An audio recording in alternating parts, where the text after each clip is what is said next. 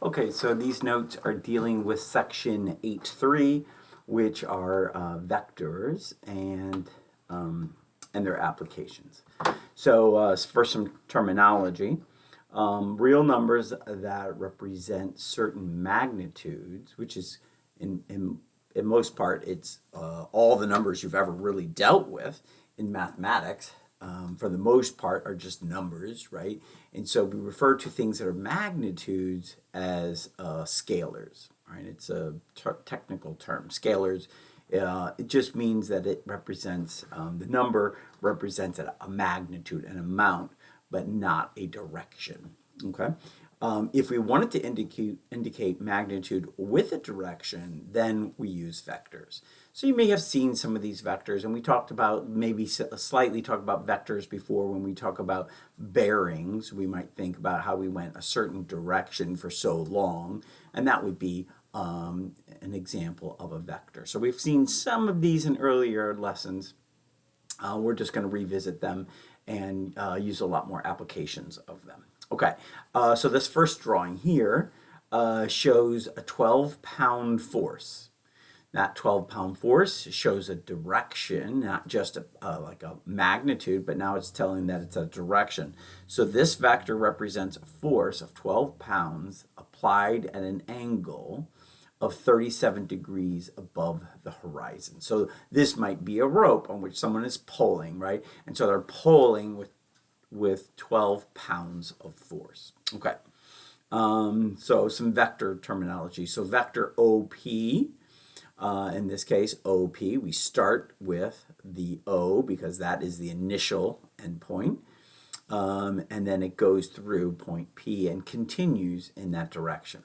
Okay, well, it doesn't really continue. I guess the arrow is indicating which direction it is. So it doesn't. It's not like a ray in geometry where it would imagine it going forever in that direction. So actually, that's not what this is. This arrow just tells us the direction that it's going. So it's starting at O and going through P and stopping at P. Okay. Sometimes we use lowercase letters as indications of the vector as well. So we could call this vector OP or vector U. We sometimes also use capital letters for vectors. So this vector over here starts at P and goes to O, and you can see it's essentially the opposite direction from OP, PO. So you have to call them out in the right order. It's not like a segment where segment could be AB or BA. Here we call out the vectors with the initial endpoint going through the final endpoint. All right, vectors can be named with 2 uppercase letters, with 1 lowercase, or with an uppercase. All right, when naming vectors using 2 uppercase letters, the first letter named is always the initial point. So the vector OP, written as OP, or sometimes we'll put a little ray, sort of a vector up above it, has O as its initial point. Notice that OP is not the same as PO. They're in opposite directions. They seem to have the same magnitude, don't they? The lengths are the same, but the direction is not. They have the same magnitude, but different directions, so opposite directions. The magnitude of vector OB is written as, and that's like absolute value symbol, OB. All right, equal vectors. 2 vectors are said to be equal if they have the same magnitude and direction. Now that doesn't mean they have to be on top of each other. It simply means that they are parallel. They're going in the same direction. Okay, so T and S, vectors S and vectors T, do appear to be equal. Okay, vectors E and F are not equal. All right, vectors C and D are equal. Right, they're this appear to be, I mean, ultimately you'd have to be told the magnitude. You're not really allowed to assume that they're the same just because they look the same. But here we're being a little bit flexible. All right, they have the same length, and they're parallel. They're going in the same direction. What about S and F? S and F. They are not equal. Okay? They have what appears to be the same magnitude, but they're not going in the same direction, so they're not equal. Okay, adding up vectors. Next thing, sum of vectors. The sum of two vectors is itself a vector. We refer to it as a resultant vector. We will add the vectors a and b geometrically. So if I'm adding this vector, I take the two vectors and I put them endpoint to endpoint. So in other words, I start with A, then at the endpoint of A, I start the initial point of B, so I translate it, move it wherever I want. So in other words, this B is equal to this B. Doesn't really matter where I locate it. These two are equal vectors, right? So I can move B to the end of A, all right, and then the resultant is sort of, it's not the hypotenuse, but you can kind of see like if this was a right angle in here, this would be the hypotenuse. This is called the resultant. A plus B is the resultant. Now, that's one way of looking at it. All right, so you put the initial point of vector B on the terminal point of vector A. So you move it over there. All right. Another way of doing it is, I think sometimes this is referred to as the parallelogram method. You put A and B at the same initial points. So join their initial points. Then what happens is we create a parallelogram, and the diagonal is the resultant sum, A plus B. Okay, so either way, you can, sometimes one will be more advantageous than the other, but either one of those is a way of doing that. All right. Notice too that if I did A and then added B to it, or if I did B then added A to it, that wouldn't matter. I would still end up at the same point. So A plus B is the same as B plus A. Okay. All right, vectors U and negative U are opposites. They are the same magnitude, but they're going in the exact opposite direction. So U plus negative U has a magnitude of 0. All right, and is sometimes referred to as the 0 vector. All right, find A plus negative B visually. Just kind of, draw it in. All right, if it was A plus B, then we could sort of create a parallelogram, and that would be the sum of A plus B, right, going up through the center here. But that's not what they're asking us to do. They're saying A plus negative B. All right, so negative B is back this way. So it's the same length, same magnitude, but just opposite direction. So that is negative B. So add that with A. Again, let's use maybe the parallelogram method. And so negative B, add it with A, would be something like this. All right, this would be A plus negative B. Okay. All right, examples of scalar multiplication. So this is vector V. This is 2V. So it's twice as long. It's going in the same direction, but it's twice as long. This is half as long. So it's 1/2 V. So it's about, it stopped here. So it's half as long. This one is negative 2V. So it's twice as long as V, but it also reverse directions. So it's twice as long and in the opposite direction. Okay.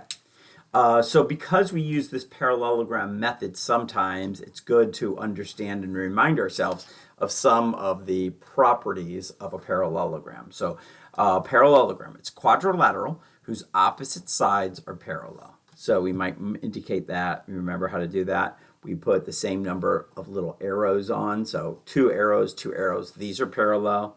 These are also parallel. Opposite sides and opposite angles are equal. So that means this side and this side are equal. Those two sides opposite. and this side are equal. Also the angles. So that means this angle is equal to this angle, and this angle is equal to that angle. All right, the diagonals. If we draw the diagonals in, that diagonal bisects this diagonal. So this piece is the same as this piece. This and this are the same. So the diagonals bisect each other. They do not generally bisect the angles. The angles do not get cut in half. You can see how this angle is much smaller than this angle, right? Those are not equal. The angles are not cut in half. Not for parallelograms in general. That happens for squares. Okay, let's look at page 2 then. All right, so page 2. 2 forces of 8 and 11 newtons. So the newton is just a measure of force, a metrics unit, I believe, act on a single point in a plane. A newton is a unit of force equal to about, somewhere between a fifth and a fourth of a pound. Okay. If the angle between the force is 95 degrees, find the magnitude of the resultant force. Okay, so let's draw a picture. I've got 8 pounds here. Not pounds, sorry, 8 newtons. Now my angle is 90, so if I think about it, like, okay, that looks like it's 90. Let's make it a little wider because it's 95. So I'm just not going to get a protractor out or anything. I'm just going to make it a little bit wider than 90, and it's a little bit longer than 8. It's 11, so this is 8 newtons. This is 11 newtons. What would the resultant magnitude be? Okay, so we can kind of draw in our parallelogram. It's not maybe going to be perfect, but it's going to be close. All right, so there's a parallelogram, and the resultant should be something like this. All right, so we want to find the magnitude of that, or x. So remember that we should concentrate on one of these triangles. And so remember parallelogram, this is also 8. So we can look at this triangle here and sort of use the 3 sides. Now we know what the angle between them was 95. Now I don't think this was one of our. Okay. So we didn't read through this one, but there's one more thing that we need to know about the angles. Adjacent angles are supplementary. Okay, so I'm sure you remember that. So the angle between them, which was this big angle here, the whole thing is 95. I just don't know what the individual angles are. However, because I know that one is 95, I know that this one is 85 because they're supplementary, right? In a parallelogram, this angle and this angle have to sum to 180 degrees. Adjacent angles are supplementary. So now we have an angle. We have 2 sides. So this is the situation of side, angle, side. And so think about how we would solve this. How would we find x? So remember that the situation, if we're trying to solve a triangle, if we have side, angle, side, we can't use law of sines because I don't have one angle and opposite side pairing to use law of sines. So I have to use law of cosines. And so we've done some of these in the last lesson when we did law of cosines. And so we want to think about what? We want to say the side opposite this angle, x squared, is equal to 11 squared plus 8 squared. I'm just using law of cosines. 8 squared minus 2 times 11 times 8 times the cosine of the angle between them, which is 85 degrees. Okay, so what I can do is just say, oh, okay, I don't want x squared, I want x. So let's put all of this under a radical. So x equals the square root of all that. If you remember, we did things like this last lesson. And then that really is just a calculator, calculator use. I'm going to round it to the nearest whole Newton. So x equals 13, as it turns out. Pick up your calculator and plug all that in. You should get 13. Remember to take the square root of it, right? I mean, otherwise it's going to be a really big number, which we know can't be that big. Can't be 169 or anything near 170. Okay, equilibriant. The equilibriant is the vector that will counterbalance the resultant. In other words, the equilibrant, sorry, I'm having problems getting my tongue to work properly, of a vector u would be negative u, vector negative u. So, for example, if we have two forces pulling on this point, you would expect that point to be moving in that direction. Because we have this force and this force pulling on it, it would move in this direction. So that's the resultant. So what we would need is the opposite of x, go pulling in this direction. Say a rope attached to that point. If that rope has, you're pulling on that rope in this direction with 13 newtons, then that point's not moving. Okay, and that's what we talk about when we talk about an equilibriant. It's the counteractive force that's going to keep everything in balance. All right, so let's look at example 2. Find the magnitude of the equilibriant force of 12 newtons and 16 newtons acting on a point A if the angle between the forces is 60 degrees. Then find the angle between the equilibriant and the 12 Newton force. Okay, so let's draw a picture. A lot going on there. Let's draw a picture. All right, so we have, don't start over too far because we're going to have the equilibriant going off to the left. So I'm going to draw 12. So this is 12 newtons. And then 60 degrees. So let me try to see if I can get this to be about 60 degrees, something like that maybe. And this one is 16, so it should be longer. Half of this is, so about a third longer than that. Maybe it's a little long, but something like that. It doesn't have to be perfect. Not going to draw exactly to scale. And this is 16 newtons. All right, and this is point A. All right, what is, first we want to find the resultant. So I'm going to try to draw a parallelogram here as best I can. Making this side parallel with this, making this side parallel with that. This is the resultant. Now the whole angle is 60, but that doesn't make these 30. We don't know what those are. But if that whole big angle is 60 degrees, then this angle has got to be 120 degrees. And we know, of course, this side over here is 12. So we're going to concentrate just on this. Actually, would it be better to do this one up here? Because that's the angle we want, right? I mean, in other words, here is the equilibriant. That look about the same? Yeah, it looks about the same length. That's the equilibriant. We want to find, let me move the A down here. This is the angle we want to find, right? It says find the angle between the equilibriant, which is this, and the 12 Newton force. So maybe let's concentrate on this one up here, 120, just to, might save us a step later on. So let's not worry about this triangle and this. Let's concentrate on this triangle up here. Okay, so we're going to use law of cosines again. We have two sides and the included angle. So we have side, angle, side, which means that we're going to have to use law of cosines. And let's call this u. That's the resultant.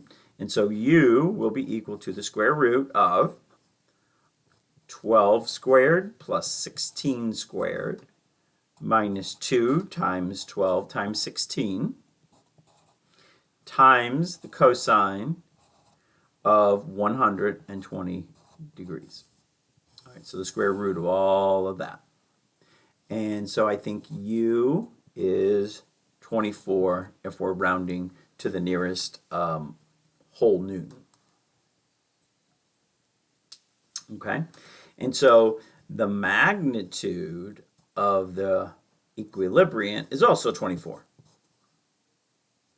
Right, so this is negative u out here. It's the equilibriant. It's the force needed to apply to point A, so that when 12 Newton force and 16 Newton force is being pulled on point A, that's the force that will keep it all in balance and keep point A from moving. Okay. Make sense? All right, now what we need to do, we need to find this one. I'm going to call this theta, angle theta. It's not part of our triangle, but it has a relationship with it. So if I call this angle out as beta, beta and theta are linear pairs because these two these two vectors form like a segment, right? So they're like a linear pair. So u and negative u are exactly opposite. So these are linear. These two vectors are linear. Okay, so that means beta and theta are supplementary. So if I can find beta, then I can subtract that from 180 to find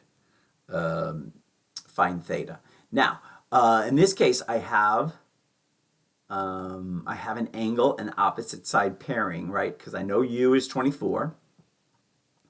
And the angle opposite is 120. So I know an angle opposite side pairing, and so that will allow me to use law of sines this time. So we're looking for beta, so I'm going to say sine of beta over the opposite side, which is 16. Again, we're concentrating on just this triangle part up here, and that's equal to the opposite pair angle that I know, so sine of 120 degrees over the opposite, which was 24. And I don't remember, I didn't calculate this right now. I'm sure that's not exactly 24. If you want to leave some more decimal places, that's fine. But I'm just kind of using, you probably should use some more decimal places. So your answer might vary slightly from mine because of round off error. All right, and so then I'm going to multiply both sides by 16 and then take the inverse sine of all this. Beta ends up being 35 degrees. Okay, so that means, and again, I'm rounding that to the nearest whole degree, and so subtract that from 180, and that means theta is 145 degrees. Okay, all right.